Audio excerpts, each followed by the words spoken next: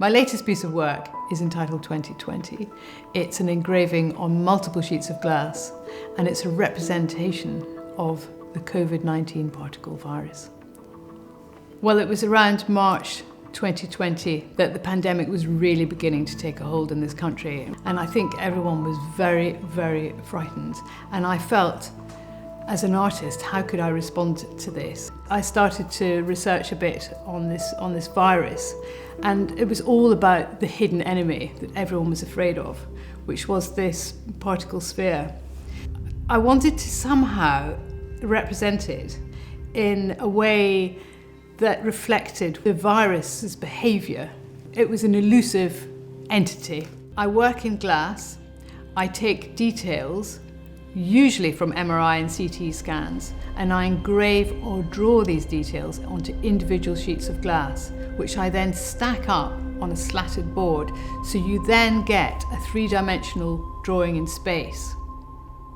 And I thought if I could get the cross-sections of the virus particle, I could represent it in that very ethereal way. So, the big question, how could I possibly represent this virus particle in the same technique?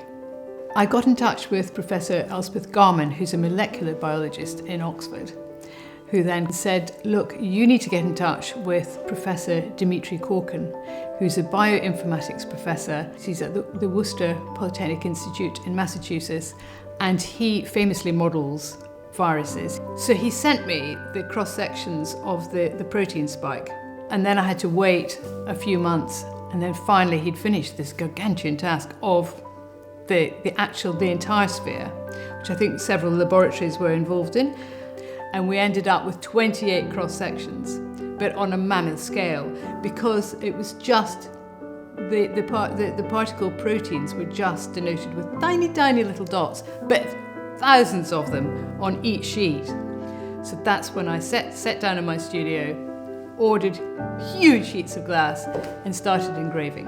It's very intense work, because if I make the slightest mistake, I have to jettison that glass, and it's hugely expensive, so there's a little bit of pressure. Glass, it allows you to create a drawing in space. And with glass, when you engrave onto glass, you're actually taking something away. But in doing so, you're creating the illusion of something that is floating before you.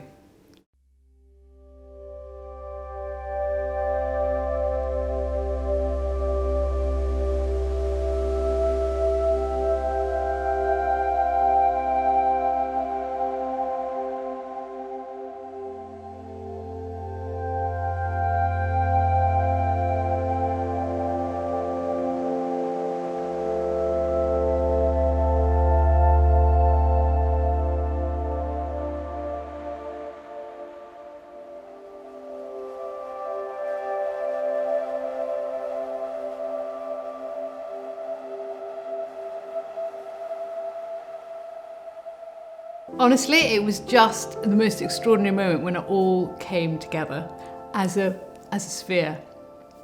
And I think what was the strangest thing about it was, here is something that's a menace. We've obsessed about it, we've reviled it, we've been afraid of it. Terrifying, terrifying, deadly entity. And it was just strangely beautiful. It's a form of nature. It's a natural form. And show me a natural form that is not beautiful. And it's complicated, it's complex, it's paradoxical, and you think, well, so is life, really.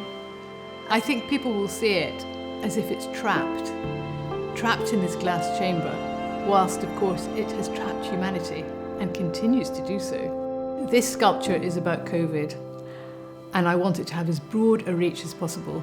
So the idea is to make three. This one to stay somewhere in Europe, in an institution in Europe. I will make another one, hopefully for the US perhaps, and the third one for Asia.